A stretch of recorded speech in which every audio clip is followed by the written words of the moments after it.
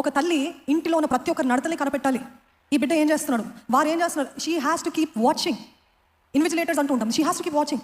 Absentee mothers, తల్లులు లేని బిడ్డలు పెరిగే విధానమే వేరుగుంటుందండి. ఎంతో వ్యత్యాసం ఉంటుంది. వారు పెద్దగా అయ్యేసరికి తల్లు ప్రేమ పొందుకోలేదు కాబట్టి వాళ్ళు ఏం చేస్తారు తెలుసా, ఎవరు పడితే వారి ప్రేమను పొందుకోవడానికి రెడీ ఉంటారు. ఎంత నీచమైన వ్యక్తి అయినా, ఎవరైనా నాకు నువ్వు ఇష్టము అంటే చాలా అలాగా మనసు కరిగిపోతుంది. ఎందుకంటే చిన్నప్పుడు నుండి ఆ ప్రేమ పొందుకోలేదు కాబట్టి the moment they feel love anywhere they want that and it could be wrong.